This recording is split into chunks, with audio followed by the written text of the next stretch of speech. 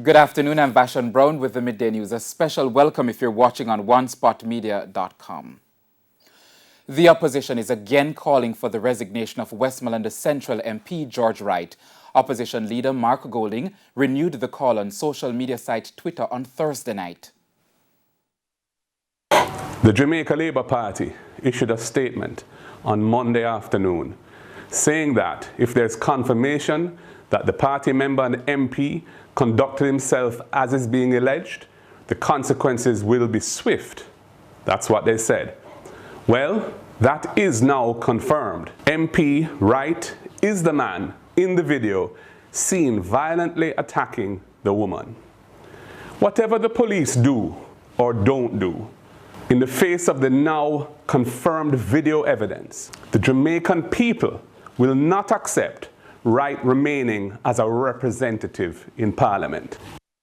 Now, the woman who was seen being assaulted in the video met with the police yesterday.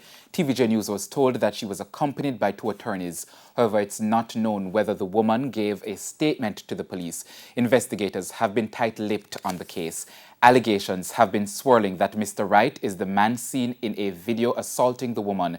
He was questioned at the Freeport police station on Wednesday in the presence of his attorney Abel Donfoot and released without charge. On Thursday, the Jamaica Labour Party JLP said it is set to ratify that the Westmoreland Central MP go on a leave of absence from the party until investigations are concluded into the allegations. It's understood that the party is currently meeting to discuss the ratification of Mr. Wright's leave. The superintendent of the Clifton Boys Home in Westmoreland has resigned following reports of the physical abuse of wards. That confirmation from chairman of the facility, Reverend Hartley Perrin. The Child Protection and Family Services Agency, CPFSA, has taken over the management of the home. 2 other staff members were suspended, which left the home without management staff. Reverend Perrin says an interim manager was installed following a meeting with the CPFSA yesterday.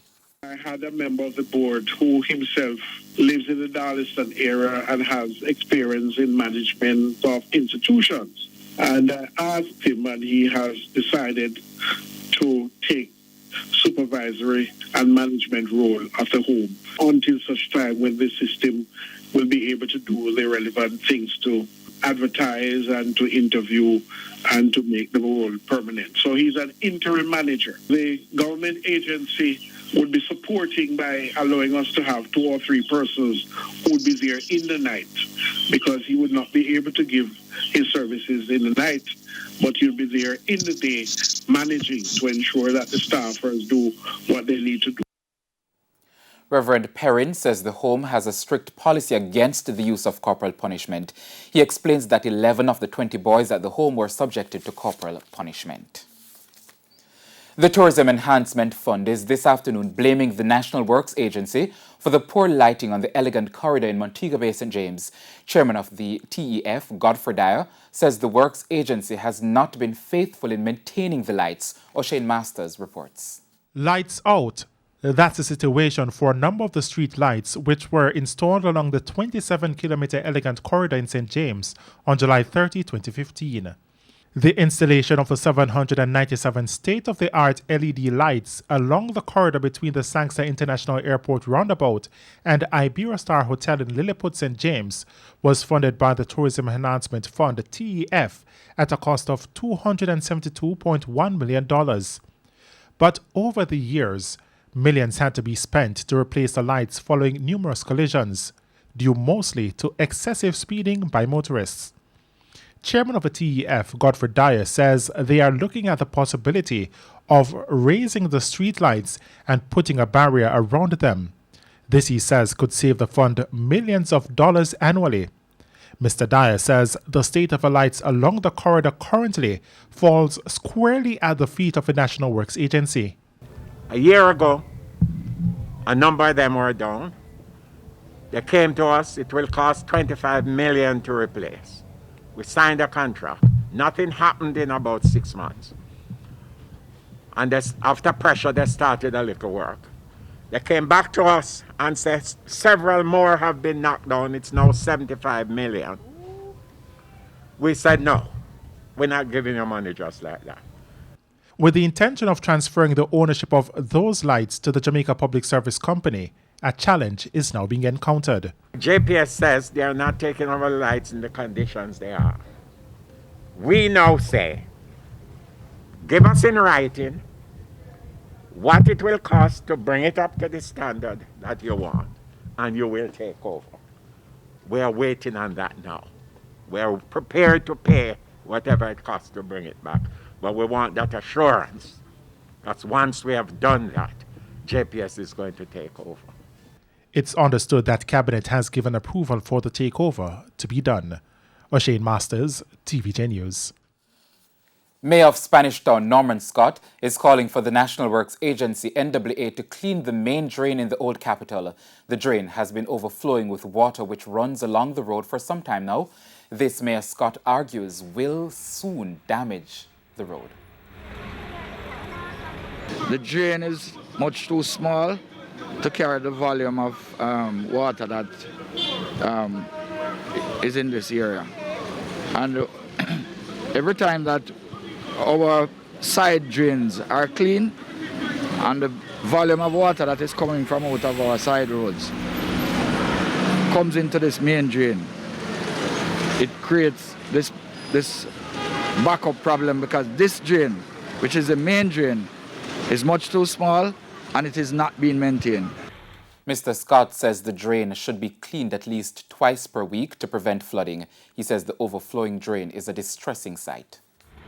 They have to put in something in place for regular maintenance. You can't clean it today and expect that it is going to stay for another 2-3 months. If it is not maintained on at least by twice weekly, you cannot have this place in a acceptable condition. Protect the next victim. Why the Jamaica Constabulary Force is urging women to report sexual assault. The call follows a TVJ News expose on claims of sexual harassment and assault by women taking charter taxis. Giovanni Dennis has this story. Nothing will be done because it's so common. A prevailing feeling from the two women we spoke to on why they and others they know rarely report their claims of sexual harassment and assault. Now, the Jamaica Constabulary Force is responding, insisting those reports are taken seriously. Dennis Brooks is Senior Communications Strategist. If you look at sexual assault and sexual harassment claims, they have a very high clear-up rate. They have a high incidence of persons being brought before the courts and facing the punishment that the law provides. And so this whole notion of not naga come out of it, actually we need to militate against that kind of a notion. It's one of 3 reasons the JCF is arguing why reporting is essential. Another reason is to protect other potential victims. You might not realize the importance of reporting it, but if we normalize reporting it, then every woman after you will feel that it is important for it to be reported, and they feel comfortable in having these matters reported. And so it becomes a benefit not just to you, but to the next individual. The third reason for the importance of reporting is to improve data collection. It informs the nature of policing, the who, the what, and the where that we police. And with better reporting comes better data, and with better data comes a more nuanced approach to policing this particular phenomenon. But women have complained that some policemen make inappropriate sexual remarks when they try to report. If you feel that you have not had your matter responded to satisfactorily, call iProbe, call CCU, call an officer, a member of the constabulary that you trust, and we will elevate that matter in the soonest possible time. In relation to harassment, the government has signed a memorandum of understanding with the University of the West Indies to research sexual harassment in Jamaica. Additionally, Parliament is now considering a sexual harassment bill. Giovanni Dennis, TVJ News. 16 more COVID-19 related deaths have been recorded in Jamaica. The number of people who have died from the virus has increased to 713.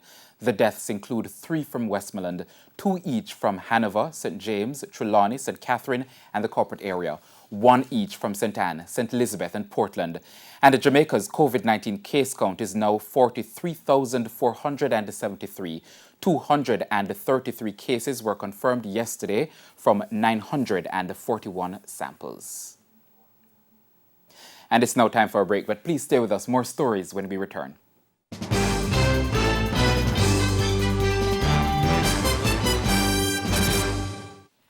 Welcome back, and we're continuing the news. Several returning residents in St. Anne are demanding that the road in their community be fixed and soon. The residents say for years they have tried without success to get the relevant authorities to come to their help, but nothing has been done. Shamila Pullen has their story. It seems like a hard road to travel and a mighty long way to go for residents living in Scarlett Hall Runaway Bay, St. Anne. For years, the residents complained that the main road in their community has been in a deplorable state, making life unbearable. I'm disgusted at our road condition, or this thing that we're traveling on. It's costing us money. I'm fed up. We feel abandoned. We feel like we're the wanted nation around here. Nobody thinks about us. The residents explained that they tried to take matters into their own hands by making several attempts to fix the road, but that has not worked out so well. Over the last couple of years, I have had a truckman drop some topsoil, some marl right on this corner here. It was temporary. Rain come, it wash it away. We've reached a point that, we as neighbor here, because I know everybody pay tax, we as neighbor plan to go get some cement and do it ourselves, but we're here, that's illegal. They also tried on many occasions to reach out to the relevant authorities, but they continued to get the runaround. Time and time again, and we were told we must go to the superintendent of roads and works. That's what the councillor told us. They told me, anytime you ask for help, you are told to go to the superintendent. And I wrote letters and a lot of things, go to the MP in Brownstown, and he was told that it's a parish council road. Councillor for the Sturchtown division in which Scarlett Hall falls, Winston Lawrence, says he's aware of the matter. At the moment, we are making representation in light and having discussion in light that we will get some funding. But at the moment, we can only proceed when the possibilities are there. The government should do more for the returnees, because the returnees support the community, they support the government, and they support tourism and everything like that. Shamela Pullen, TVJ News. Creative industries continue to experience significant fallout due to the COVID-19 pandemic. Director General at the Statistical Institute of Jamaica, Carol Coy, addressed the impact on the orange economy yesterday during the presentation of the January Labour Force Survey. If you look at both the labour force and the GDP, in the labour force, the group arts, entertainment and recreation, both in the GDP and in the labour force have shown significant decline. So those are the two indicators that we have, and they have shown decline in both the employment levels and in the total value added. So production activities and as well as the labour market would have declined in that industry. A man from Coffee Peace in St. Mary was electrocuted on Wednesday when he apparently tried to remove a high-tension wire lying on the road.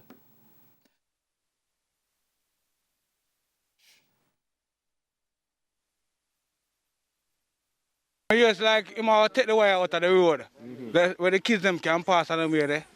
So I just feel mistake that.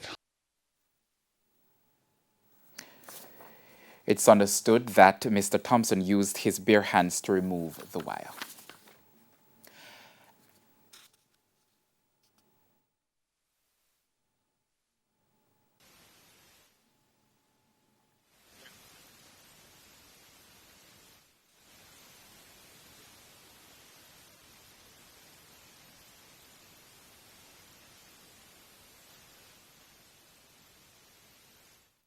A man was fatally shot in Blenheim, just outside Newport, South Manchester, shortly before 10 last night.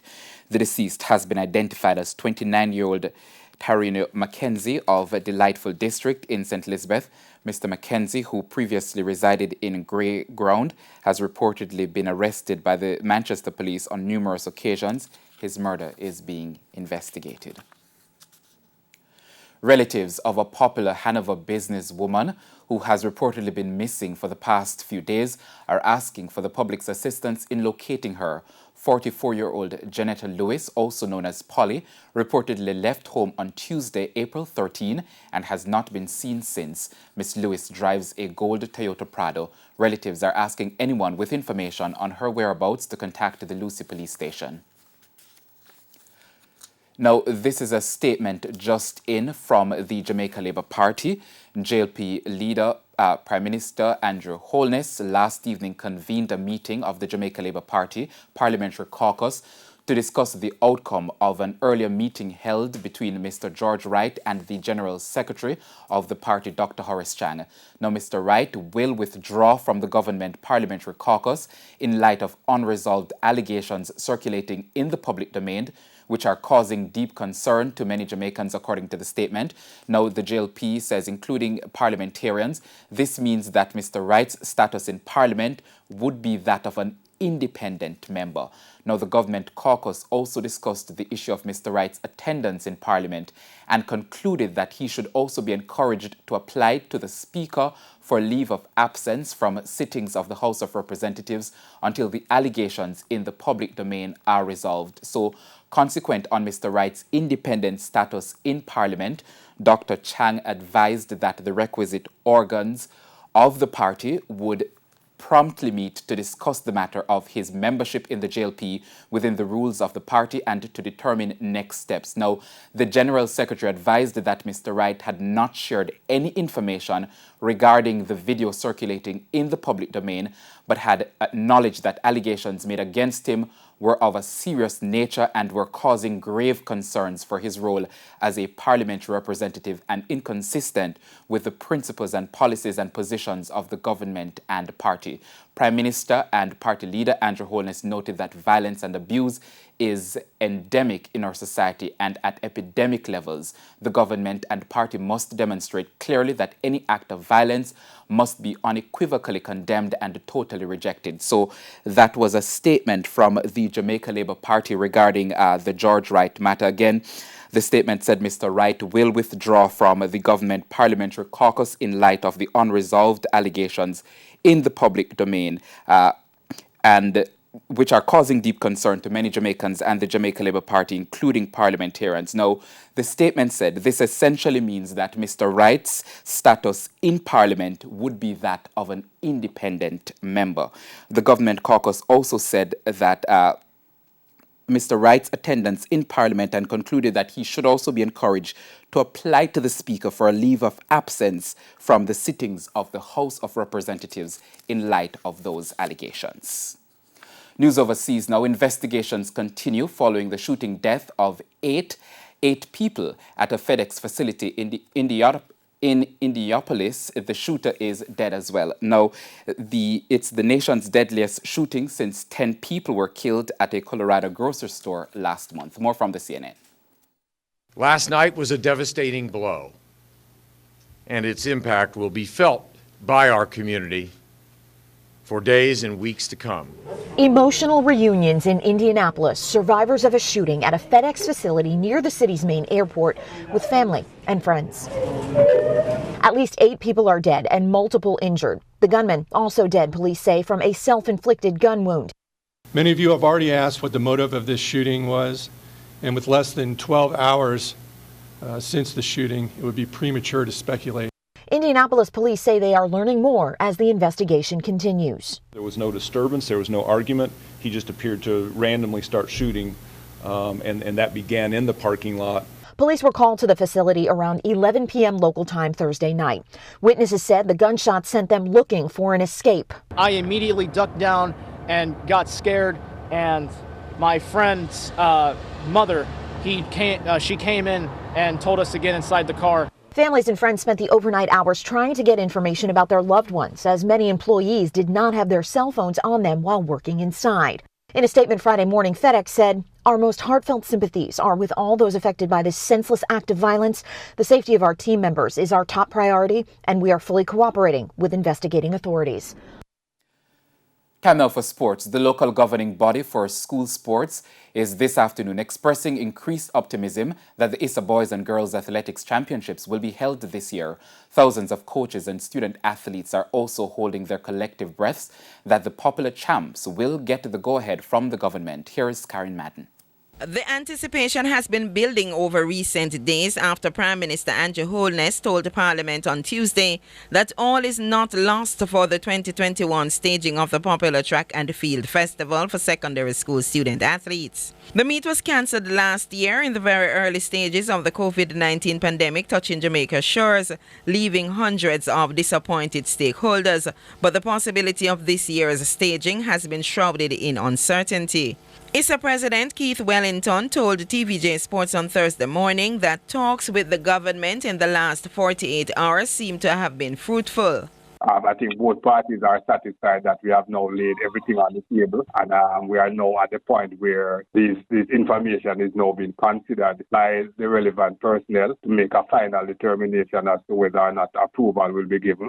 We have also come to an understanding that this process is time sensitive, and therefore it is expected that we will get a response, whether in the affirmative or otherwise, in very short order. Well, I think we have had a really good discussion, and everybody is clear as to what needs to happen. ISA had earlier proposed April 27 to May 1, but with no approval coming from the government and with student athletes sitting internal and external exams in April and early May, ISA has now reportedly proposed a mid-May date. When TVJ Sports contacted Wellington late Thursday for an update, he indicated that following a series of meetings, the governing body is expecting to get word in a matter of hours.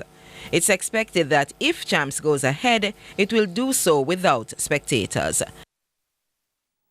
Now again, just to let you know that a statement came from the Jamaica Labour Party regarding Westmoreland Central MP George Wright. Now the statement essentially says that Mr. Wright will withdraw from the government parliamentary caucus in light of the unresolved allegations circulating in the public domain. Now, the statement says what this essentially means is that Mr. Wright's status in Parliament will be that of an independent member. The statement also says he's being encouraged to apply to the Speaker of the House of Representatives for a leave of absence from sittings of the House of Representatives until the allegations in the public domain are resolved. And that's the Midday News. I'm Vashon Brown. Join us at 7 for a Primetime News Package. On behalf of the news, sports, and production teams, have a good afternoon and have a wonderful weekend.